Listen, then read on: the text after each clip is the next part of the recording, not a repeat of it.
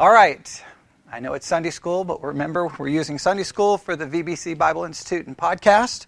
So last week we introduced this idea of the background method of Bible study, and we're going to return to that. Now remember, we're kind of doing the background method of Bible study a little different than it would typically be taught. Typically what you would do is kind of say, here's what a background method of Bible study is. Here are the steps you do to do it, and then you may give an example. We're not doing it that way. We're throwing out all the steps to do a background method. We're throwing it out because I think the background method, by its very definition, doesn't really work well with here are the 5 steps or the 6 steps or the 7 steps, because the method requires you to just look for, let's do it this way. The definition of a background method is to look at any pertinent information that helps you understand the background of what? I gave you a number of things that you look for. You're looking at the background of a book, a person, or a topic or a subject. Everybody remember that? Okay. Now, if you're looking at the background for a book, or looking at the background for a person, or looking at the background for a subject or a topic, you're going to have to you're going to be going through all kinds of information trying to determine how does this background information help me better understand this book, better understand this person, or better understand this subject. So there's really no way to say here are the 5 or 6 or 7 rules to do that. So because I don't like just giving the 5 or 6 rules, even though I've taught it that way in the past, what we're doing is we're doing this kind of in a different way.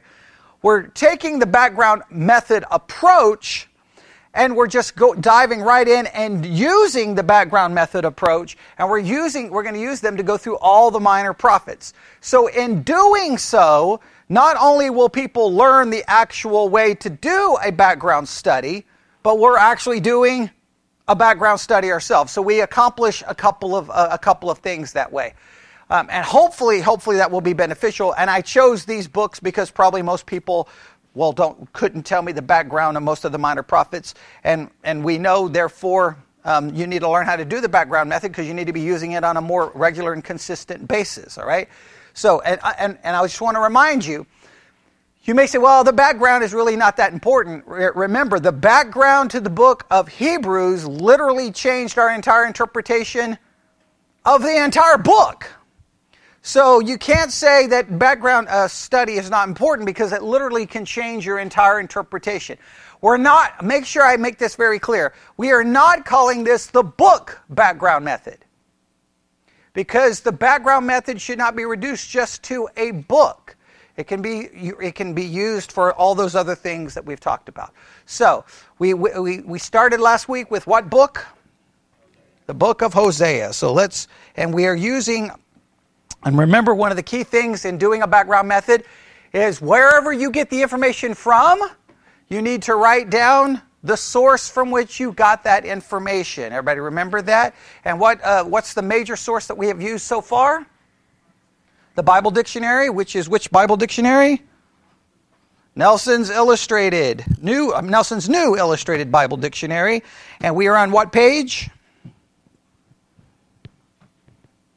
Page 578. Page 578. So if you have a dictionary, go ahead and open it to that. And we're going to jump right back in. Now, if we look at one of the probably most important principles gained from last week, if you may not remember, you may not even have written it down as a major principle. If you didn't, you may want to write it down this week. Remember, when you're doing a background method, you have to determine what information is vital to actually learning the background, and what information, even though it's important, it really doesn't contribute to you understanding the background of that particular subject, book, or you've got to be able to determine what information you need and what information you do not need. Now, the other information may be great, but it may not offer any help when understanding the background. Does that make sense? All right, and we'll see that again. So let's go back and let's see.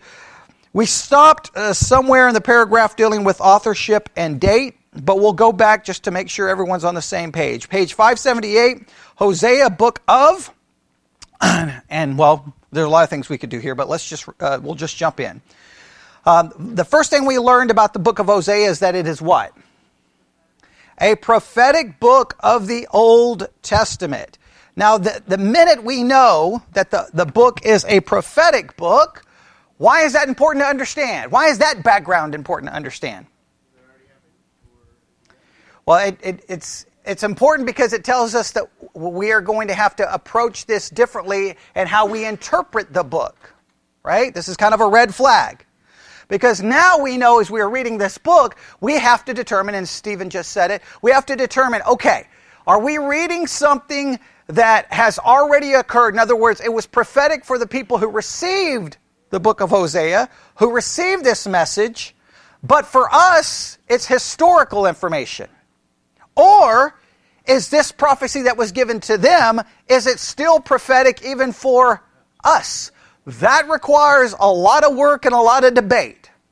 Yes? And in fact, sometimes there's very rare agreement on it.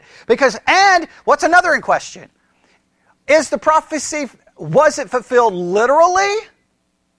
Or is it fulfilled spiritually, allegorically, some other way, right? For example, sometimes, and you say take the book of Isaiah, you'll see promises and you're like, man, those promises are to Israel, and they're saying this is going to happen and this is going to happen. You'll pick up a Matthew Henry commentary, and guess what?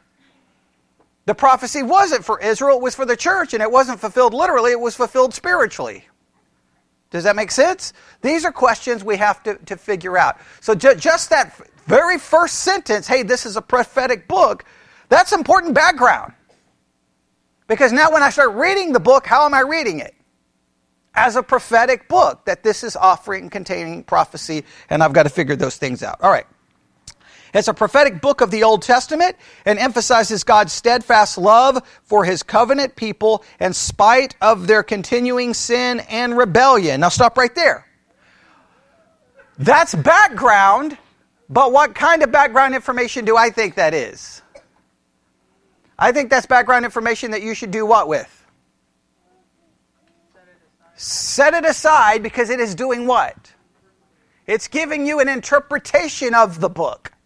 It's telling you this is what the book is about. This is how you should interpret it. You set that aside because you've got to read the book to determine what? What do you discover in the book? Not what someone tells you is in the book. Because this will greatly do what? Give you a bias in how you read the book. So you've got to learn to go. And that's the problem with doing a background study. Doing a background study, you're getting information and you got to go, wait a minute, is that critical background information, or is this creating a narrative and a filter in which you're going to use to read the book that way? And guess what? If you get the narrative handed to you and the filter, isn't it amazing that you'll read the book and see exactly what someone told you is in it? Yeah, you can't allow that to happen. You cannot allow that to happen. And so when doing a background study, you've got to be careful for those kinds of things. This is telling you what they think the book is about and how to read it. And it may be true, but you need to determine that for yourself. The book is named for its author, the prophet Hosea, who demonstrated God's steadfast love in dramatic fashion through his devotion to his own unfaithful wife. Now again, they're giving you information, and just kind of ignore that. So in that first paragraph, what's the true background information? It's named for its author, and what's the other? It's a prophetic book. That's the only two vital background pieces in the first paragraph. It's named after the prophet Hosea, the book is, and it's a prophetic book. The rest of that is them telling you what the book is about, them giving you kind of an interpretation of the book, and you've got to be careful with that. The next part is what? Structure of the book. And what did I say we should do with that? Just ignore it for now, right? And why do we want to ignore it for now? Background information. Now, you may want to come back to this at some point, but we're right now trying to establish key background information so that we better understand the book. So far, so good? Yes? All right. So where did we jump to? Authorship and date. All right. First thing we see is what? The undisputed author of the book is the prophet Hosea. Stop right there. Now, what did I say you have to do anytime you read something like that? Verify, verify, verify, verify, right? So I had everyone look in their study Bibles, and what did we come up with? It seems that it's undisputed. Hosea is the author. All right. So that's good. So far, what background information do we have? Hosea is a prophetic book, right? Number 2, it's written by Hosea, right? Anything else so far? Okay. All right. So let's proceed on. All right. All right. So the undisputed author of the book is the prophet Hosea, who identifies himself in the book as the son of Beri. Okay. Now, we could stop and want some background information, right? If I was to ask you who Beri is, the father of Hosea. Do you know anything else about him? All right, let's see in the dictionary. Now this is where doing a background study becomes difficult. Could there be information about Beri that would be important to the book? Possibly. Let's just look. Do we have an entry for Beri in what page? 167. 169. Okay. I'm not going to... Now, for those listening online, you're going to be mad at me, but that's okay. I want you guys just briefly skim the entry on Beri. Is it very long? 3 lines. Okay, good. Skim the 3 lines. Some of you, it may take a month. Okay, but others, you should do it quickly. All right? Skim it really quick and tell me if there's any pertinent background information about Beri that would be important to understanding the book of Hosea. You got a dictionary? Do you need one? You need one? There's nothing important. Okay. Now, Now, please note, that's good, though. There's 2 men named Beri, so that means if you see one somewhere, if you see the name, you got to determine which one it is. Now, in Hosea, it identifies the one, all right? The one's in Genesis. All right. Now, here's the thing. When you're doing a background study, this is always the hard part. Like, okay, do I go look that up? You see how you can, like, a background study can spiral out of control quick. So it requires quick discipline and decision-making. Could there be information about Beri that would be important to the book of Hosea? Most likely, the answer would be what? Probably not. So, typically, I would probably just proceed on and not worry about it. But just give you an example, it took how long, how quick to figure it out? 10 seconds. So that wouldn't hurt to do that, all right? So nothing of great significance there, all right? So Hosea, all right? The author identifies himself in the book as the son of Beri. His name is a shortened form of Joshua and Jesus, and it means salvation. All right? We talked a little bit about this week. Whenever you see that in a dictionary, that's good background information, right? Because sometimes the name of the author, especially if it's a prophet, may indicate his message. Correct? Yes? What's his name supposedly mean? Salvation. So there may be a salvation message relay or given to us in the book of Hosea. Now, whenever you see that, what do we need to do? Verify that is accurate and true. And we checked that last week, and I think we came to the conclusion that that's an accurate. Yeah, we looked it up, and so there's no problem. Always remember to look it up. Okay? You say, but I've got this Bible dictionary. Don't trust anything Christians publish. Right? I know that sounds like that I'm great, but I don't trust. I mean, how many times have we seen in Christian books absolute fraudulent information? So that's my rule. If it's published by a Christian, I don't trust it. Okay? And people get mad when I say that, but until Christians can prove themselves to be accurate when they do say things. But I don't know how many times we've wait, where did that come from? How many times have we seen in a book, the Greek word is this, and we go look up the Greek word to discover But what does that come from? So we've got to learn to do that, all right? So let's go through the key background information so far. What's the first key background information we've gotten? It's a prophetic book. Second, the author is Hosea, and it's named after the author, all right? Third, his name means salvation. So what do I look out for? While I'm reading the book, is there a message of salvation? Is there a message of salvation in the book? All right. How does his name possibly relate in the book? I'm going to at least be looking out for that. Next, the prophet also says that he lived and prophesied during the reign of King Jeroboam II of Israel, while 4 successive kings, Uzziah, Jotham, Ahaz, and Hezekiah, were ruling in Judah.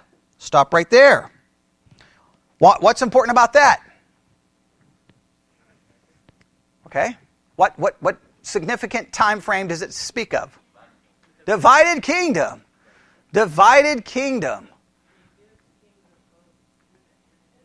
Yes. He names the kings of both. So is his message to both and south. This is important background information. Right? Remember, whenever I'm reading the minor prophets, the prophets are sent to give a message to a people, right? Whenever you're reading about a prophet in the Old Testament, I got to know, did they go to the north, did they go to the south, or did they go to both? He names kings from both.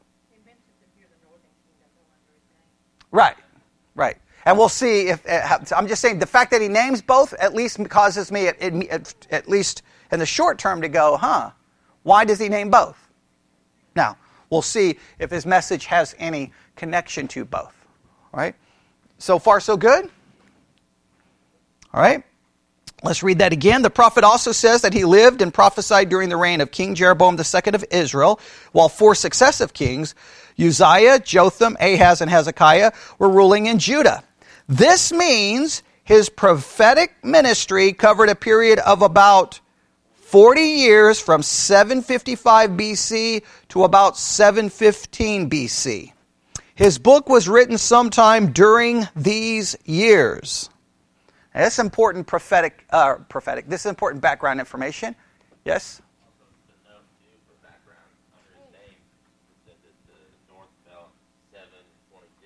Okay. Okay. Yeah, and where did you, have we already read that? Okay, all right, yes, okay. Yeah, we'll go back to that in a minute, that entry, but yeah, okay. So let's go through all the background information again. Number 1, it's a what? Prophetic book. Number 2, it was written by Hosea. And what else do we know? His name means salvation. And now we have... Yeah, he mentions, he gives us a time frame. All right, and that time frame mentions kings from the north and the south. It tells us that he prophesied for about how long? 40 years. And what is the dates? 755 to about 715. Now, immediately when you read that, what do you need to do? Don't believe it. We have to do what? Do we have any confirmation of this? How many people have study Bibles? Do you have any confirmation or any dates that confirm or that agree with this? Okay.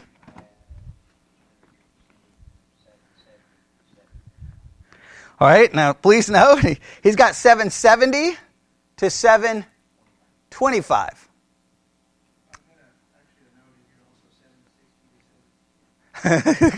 760 to 710. All right. So we got three different dates.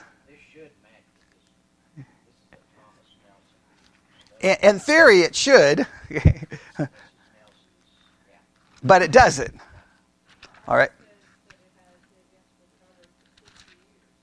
Okay, so we have him prophesying for 60 years. All right. Let's see here. This is what I have. His prophetic career spanned at least 40 years.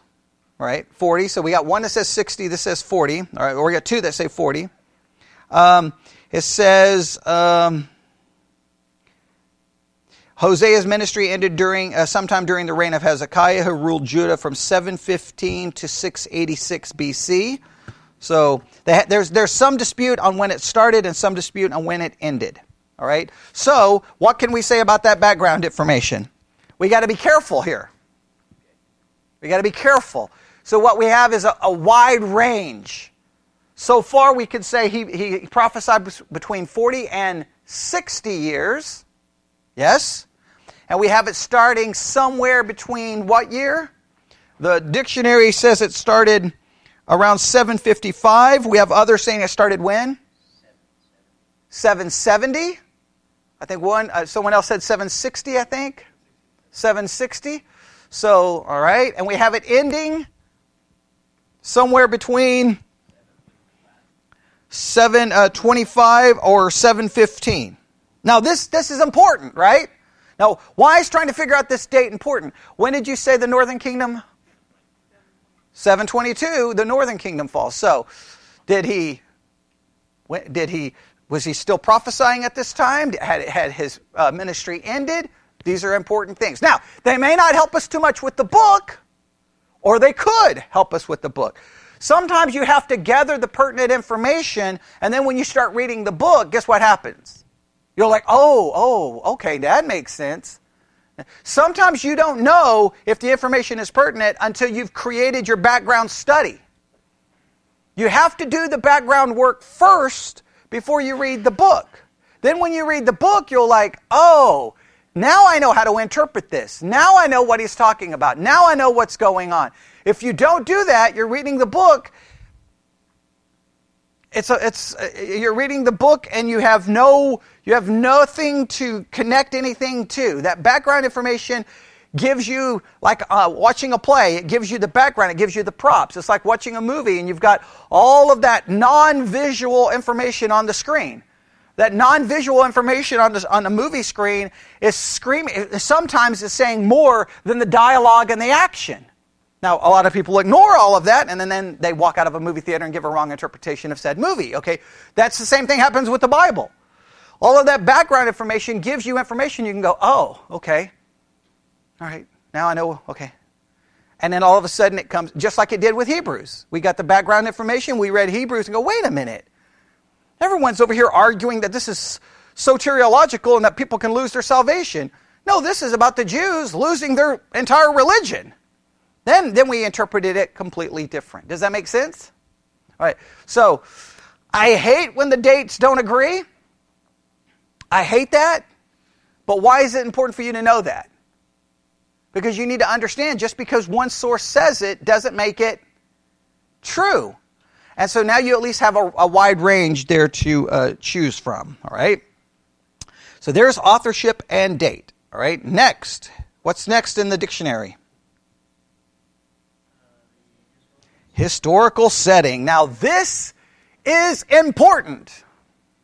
All this other information may not come into play. Historical setting is critical. What is the significance of historical setting when reading a book in the Bible?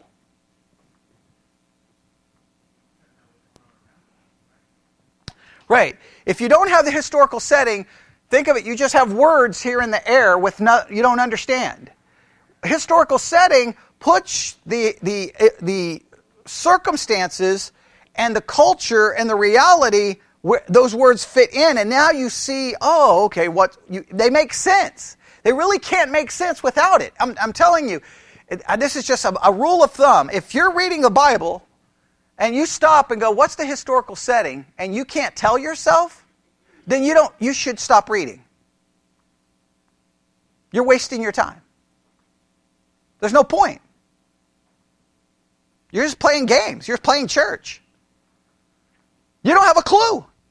You can come up with all the interpretations, but if you don't even know the historical setting, how do you even have a clue that what you're saying is right? You got to know something about the setting. Does that make sense? You've got to know something about what's going on. I know whenever I say that, people get mad, but look at how bad the Bible is handled in modern Christianity. maybe if people were more forceful about saying these kinds of things, we could correct a lot of the problems that happened. But you have people throwing out all kinds of interpretations. You ask them three questions about historical setting, background, and they're like, I don't know what you're talking about. Well, then how did you come up with your interpretation? Right? Interpretations don't happen in a vacuum. They happen with all this stuff. So let's see what we find out here. Everybody ready? Historical setting. Hosea prophesied during the twilight years of the northern kingdom of Israel, a time of rapid moral decline. All right, this is giving us some situation what's going on, right? We have a major problem with the morality at that time, right? Worship of false gods was mixed with worship of the one true God. Worship of false gods was mixed with the worship of the one true God. What is that sometimes referred to as? When you take two beliefs and bring them together?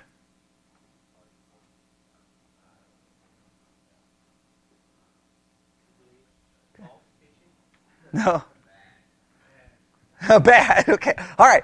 We'll leave it there. We may come back to the word in a minute. Okay. We'll see. All right. Okay.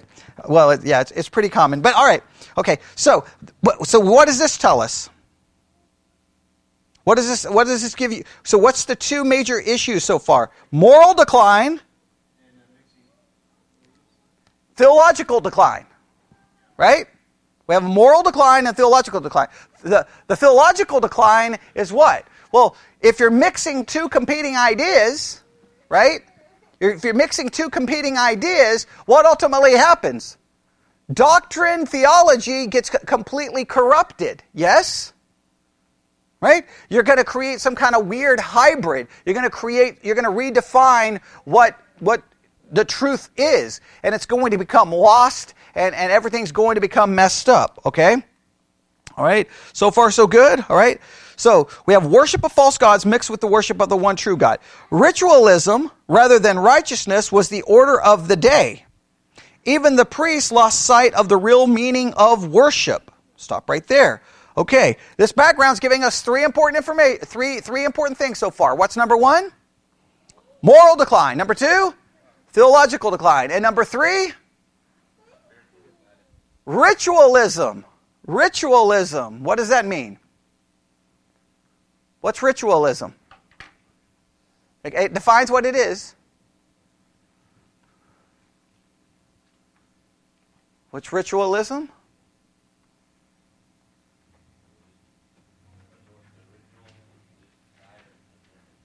In other words, external religiosity, right? External religion, but no internal reality. They were going through the motions. They were going through the motions. They may have been in a moral decline, but they still wanted to maintain some level of religion. Right?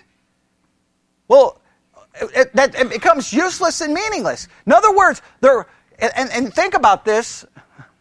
Well, we could preach a whole sermon here.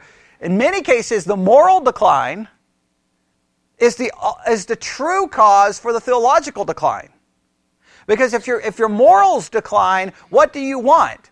A God who will not condemn your morality. Yes? And if your morals are declining, well, you still want some level of religiosity, some spirituality, but you don't want it to mean anything internally because that could require a change of your morality. So then you reduce it to just mere ritual where you're going through the motions, but it doesn't mean anything. Yes? This creates a weird setting that if you're coming to a group, if you're a prophet and you're coming to a group of people whose morals are shot, theology's gone, and they're just like more than happy to go along with a little ritual, you realize your prophetic message may not be that, it probably won't be positive, and what's the second thing? Probably the people are not going to well receive it. Yes? Probably come into a hostile crowd. I think that's so this is really giving us some important information. Let's continue. All right. Ritualism rather than righteousness was the order of the day. Even the priests lost sight of the real meaning of worship. Although King Jeroboam II was the instigator of many of these policies, at least his 40-year reign brought a measure of political stability to the nation. The stability came to an end when he died. In rapid succession, 6 different kings ruled Israel during the next 25 years. 4 were eliminated by assassination, weakened by internal strife. Israel collapsed in 722. I think most agree with that date. I think that's a pretty common date. I think most agree with that. 722 BC, when the nation of Syria destroyed Samaria, Israel's capital city. Hosea was probably an eyewitness to many of these events as his prophecy about God's judgment on Israel was fulfilled. Well, that's important. Because this may say, just gave us some information, that it's a prophetic book that prophesies during a time when you have all these problems, and he's going to prophesy of some judgment that may have been fulfilled. That means for us, the prophecies have been what? Fulfilled. Now, we'll have to determine if that's true, but this is offering a way of possibly reading it. So, and what's the default position whenever you read a prophetic book? Go with the idea of looking for, has it already been fulfilled?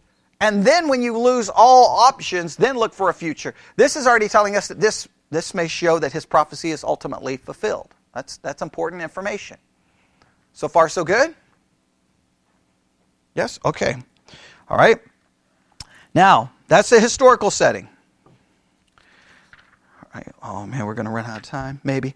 All right. What's the next section in the dictionary? Theological contribution.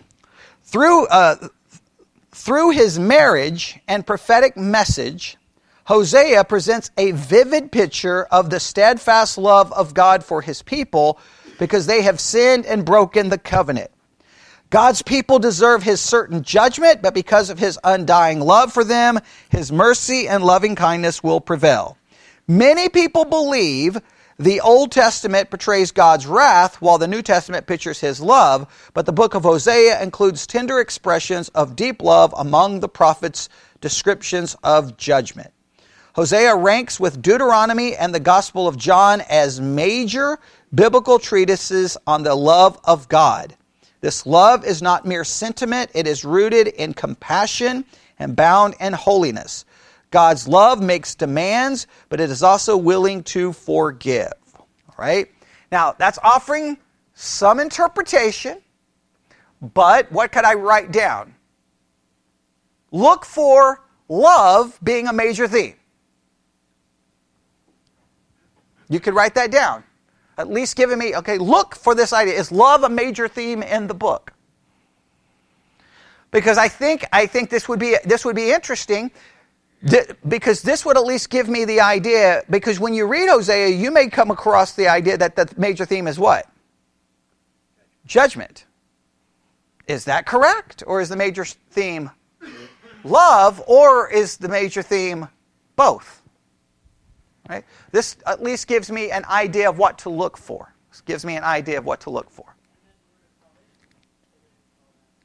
Yeah, oh, that's true. Now, does the salvation show when the emphasis is in love? That's a good point. If the emphasis is judgment, then how does his name come into play? These are giving you questions to consider in your reading of the book. I think that's good. All right.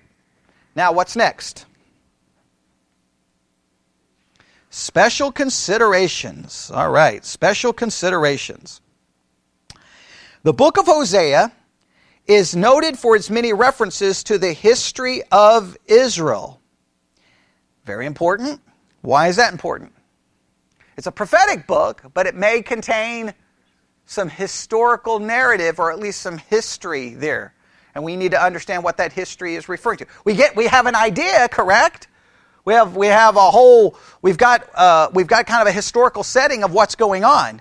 We got the one king, he goes away, and then you got all these other kings. You've got all kinds of you got a moral decline. So we may get some history in this as well. And you read history different than you read prophecy. Yes? Correct? Yeah. All right, so you got to make sure you distinguish those two ideas. So the book of Hosea is noted for its many references for the history of Israel, as well as its vivid... Stop right there. Uh-oh. What does that tell you? What does that tell you before you even read the book? I got 3 things to look for in reading. I'm looking prophecy, history, poetry. Do you interpret history the same way as you interpret prophecy? Do you interpret poetry the same way you interpret... No, these are different. And so this is all within one book. Right? These are all... See, I'll make this very clear. So many times people read a passage in the Bible and offer an interpretation, and they've never even considered what genre it is. Well, here's giving you a hint. By doing a background, you're being told that there's possibly 3 different kinds of genres mixed together in one book. Well, that's going to require some work. How do I know when it's poetic language? Anybody got a clue?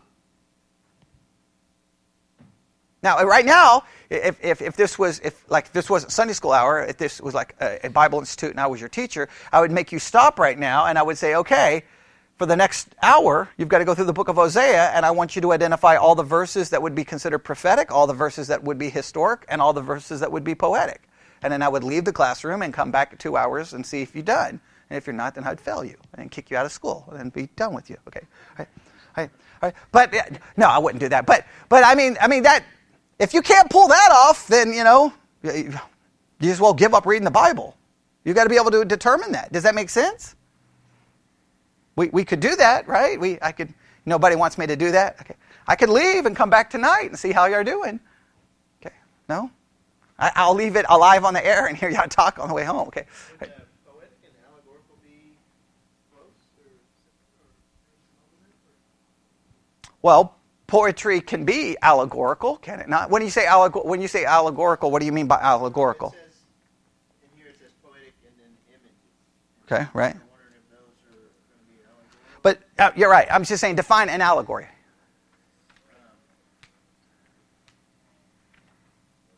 It's a story or something that has a meaning or background. Right. So you have the text reading this way, but it's an allegory of something other. Right? Okay. So poetry can be allegorical, right? It could be. Or it could be, poetry sometimes is just describes a reality, but in a poetic language. So it takes liberties in how it describes it. It intensifies it. It may, I hate to use the word, exaggerate it, and you don't want to take it woodenly literal, right? It's like you can read a poem talking about a girl writing a poem about a breakup, and by the time you're done reading it, you're like, okay, did the guy break up with her or kill her, right? Because it's so over, and it's like, okay, so the actual reality was a breakup, but the way she's describing it, she's dying of cancer, but you see what I'm saying? It's just exaggerating it. Well, an allegory, she could tell a story. She could tell a story about a breakup, but really it serves as an allegory of her struggle with cancer. Does that kind of make sense? Yeah. There's some similarities, but there's a distinction there. Poetry can just be, song lyrics are good at that, using a poetry kind of idea, but it's exaggerating the emotion. It's exaggerating it, and you kind of have to pull it back and go, okay, I don't know if that's completely literal there. That could be poetic. Does that make sense? Now, allegory would be the marriage. He's marrying this woman, but is it about his marriage to the woman? It's about God and Israel. That serves as an allegory. Now, you could describe that in a poetic way. So then it could be linked together. Does that kind of make sense? I'm trying to draw a distinction there between the two. Okay. Hopefully that's helpful.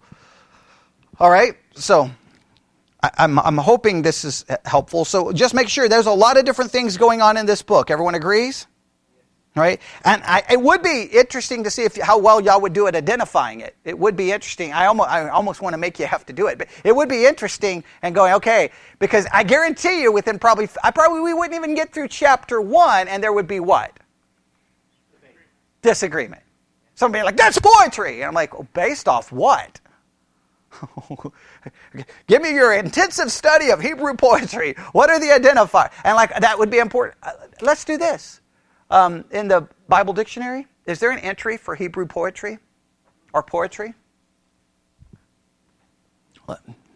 We're doing background, right? Let's.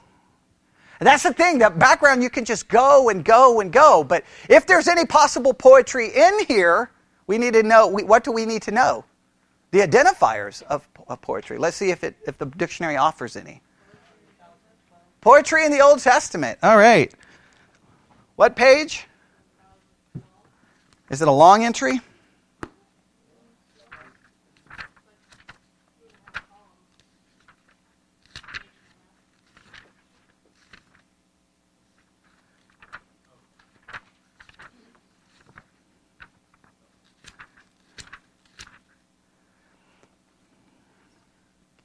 Okay, let's see what we can find here. All right. Oh, yes. We're going to get into all kinds. Oh, man. Okay. Well, yeah, we don't have to look about poetry in the New Testament. Let's just focus on poetry in the Old Testament. Poetry in the Old Testament. At a very early date, poetry became part of the written literature of the Hebrew people. Many scholars believe the Song of Moses and the Song of Miriam, Exodus chapter 15, verses 1 through 21, celebrating the destruction of Pharaoh's army in the sea, is the oldest existing Hebrew hymn or poetic work, dating perhaps from the 12th century BC. Three of the greatest poetic masterpieces of the Old Testament are the Song of Deborah, Judges chapter 5, the Song of the Bow, David's lament over the death of Saul and Jonathan, and the burden of Nineveh. All right? Everybody see that? That's important. Right? Because that means we could stop right here and go study what? We could go study what's they consider possibly the oldest. What is the oldest? The oldest example? Song of Moses by Miriam, right? That would be, we could go and literally study that, because if that's the oldest example, that could give you a great understanding of how it works. In fact, let's do that. What's the text? Exodus 15.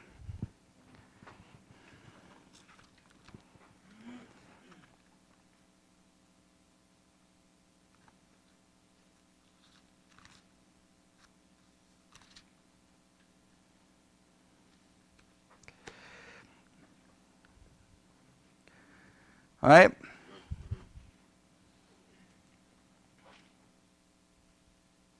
Exodus chapter 15, verse 1. Yeah, we got a little bit of time here. That's okay. All right. But that's the thing. Before we read this, I just want to make sure you understand, when you're doing a background study, be willing to let it take you where it needs to take you. Like, you don't want it to take you where it doesn't want to take you. But hey, if there's some poetry here, then you need to understand Hebrew poetry. And the reason I would say that's critical background is because I bet you I guarantee if I gave you a blank sheet of paper and said, give me 5 identifiers of Hebrew poetry, I bet you probably couldn't do it. Now, I've taught them, but I bet you wouldn't remember, and I can understand. But if you read the Old Testament, you need to know these identifiers. Where does the issue of poetry become one of the most debated issues in the Old Testament? Is Genesis 1 Hebrew poetry?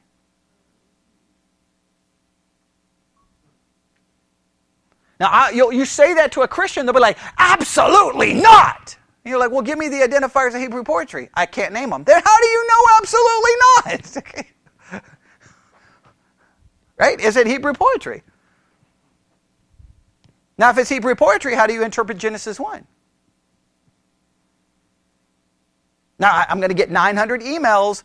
Everyone calm down. Stop emailing right now. Right now, they're probably already sending emails, all right? Okay, stop emailing. Just stop. Step away. Put your phone down. Okay. All I'm saying is you have to determine if it is, and if it is, then you have to ask, how do I interpret? So, like, here's the question every Christian should need. Here's some information every Christian needs to know. What are the identifiers of Hebrew poetry? Number two, what are the rules of interpreting Hebrew poetry?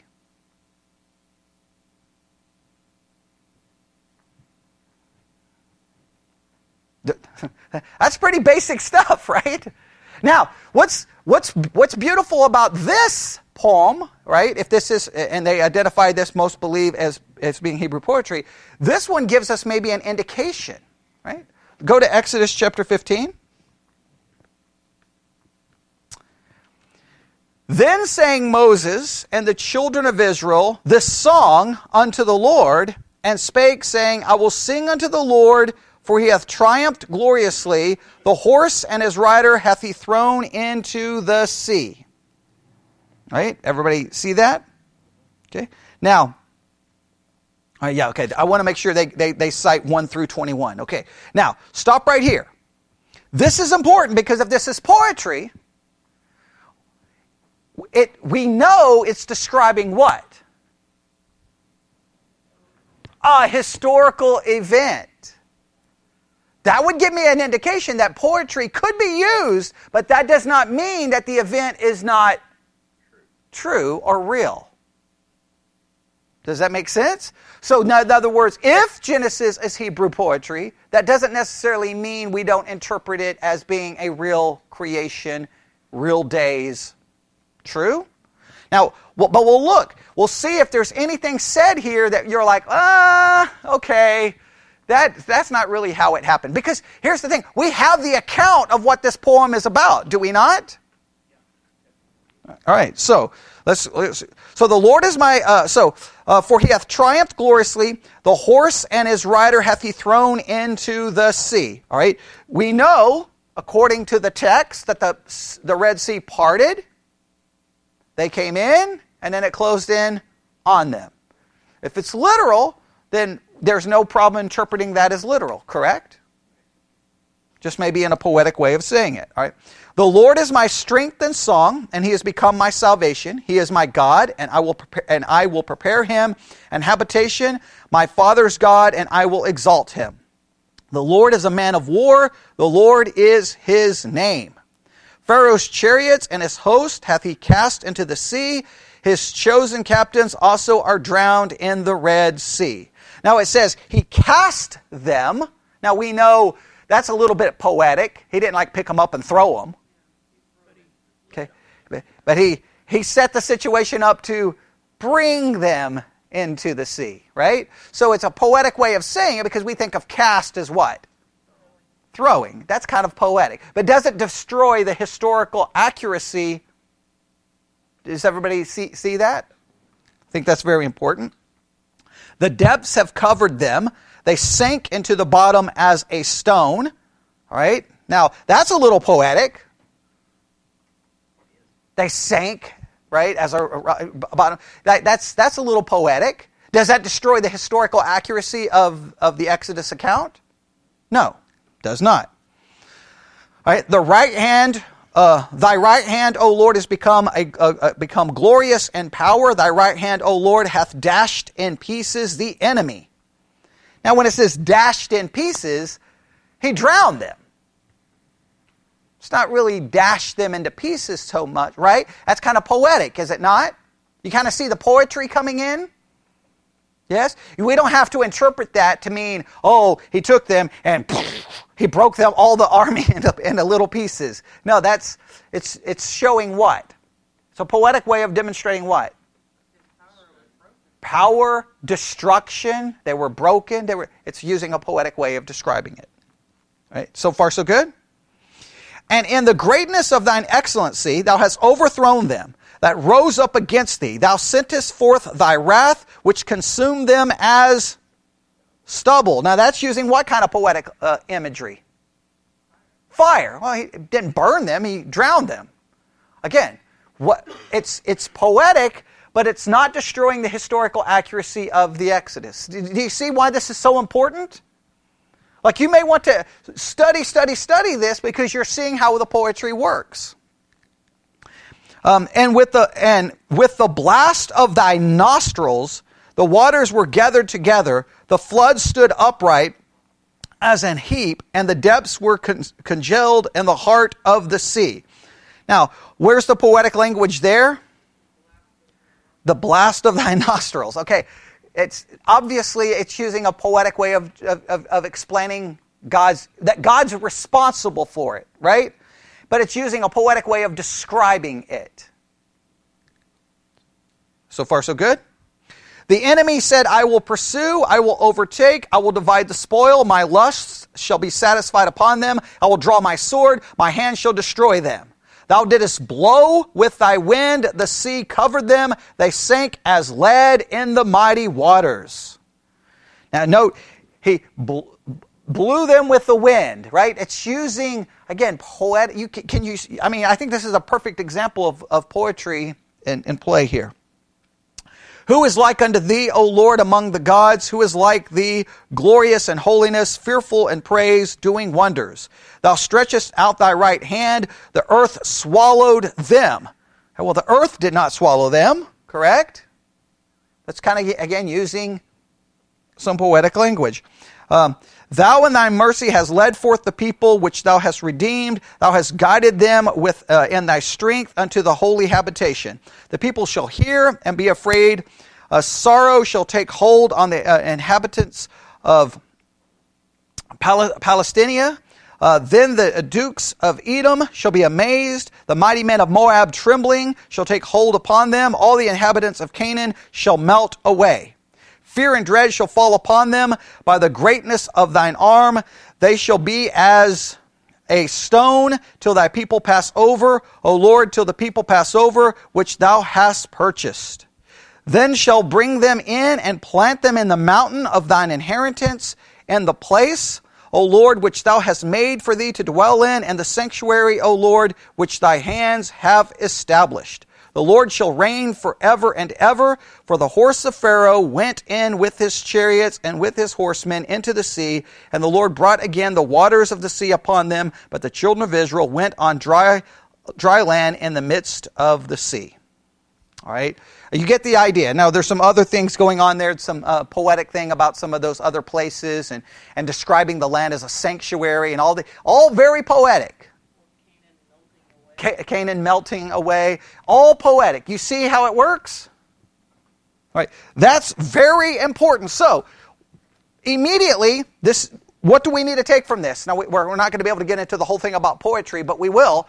This is important. When I'm reading Hosea, what do I need to look for? Do I see some of this poetic language? And if I do I immediately discount? I may want to say, okay, that may not be exactly the way it occurred, but that doesn't mean that there wasn't history that's being described. Poetry can describe history, but in a poetic way. You've got to remove the poetic aspect, where you're not interpreting it as, all these people were burned up when there was not even fire involved, right? You may have to go, okay, what is actually occurring? In Exodus, the beautiful thing is we have the historical account. The difficulty is when you're not given the historical account. Like if Genesis is poetry, what are we not given? We're just given the poetic account. So what do? That raises interpretive questions. And Hosea, if it tells you what happened and then gives you the poetic version, okay, but most likely it won't do that, will it? It's probably just going to give you a poetic description, and then you've got to step back and go, okay, do I take that literal? Do I take that in a poetic way? We just saw there's some things in Exodus 15 that you would not take literal. Agreed? Did you see how that become very difficult and interpret? All right, we're going to have to stop right there. That's okay. That's okay. We've just discovered that according at least to the dictionary, Hosea contains 3 kinds of writings. Prophecy, history, and poetry. Now, how much is contained there? I don't know. We're going to have to determine. This background tells you what when you're reading. Be on the alert. Now, you should always be on the alert, but you need to be looking and go, ooh, okay. And I guarantee you, If we go through, we already said there would be disagreement here so quick, it wouldn't even be funny. There would be massive disagreement. And when there's that much disagreement, you've got to stop and at least humble yourself to go, I'm disagreeing, but do I really have the knowledge to even make a disagreement? If you don't, be humble and acknowledge your ignorance and then gain the knowledge so that maybe you can make a better determination. All right? So you need to know Hebrew poetry. You need to understand how it works. You need to know how to identify it. You need to know how to read it. You need to know how to interpret it. Because I think if you look, I'll just end with this. In fact, I think it's in this, or maybe it's in another book that I've read on Hebrew poetry. Let me look here. I could be wrong. Okay, yeah, if you look on page 1012 of if you don't have the dictionary open, that's okay. It says this: approximately 40% of the Old Testament is written in poetry. I've seen that number being higher than 40%. I've seen 50%. I've seen, I think, up to 60%.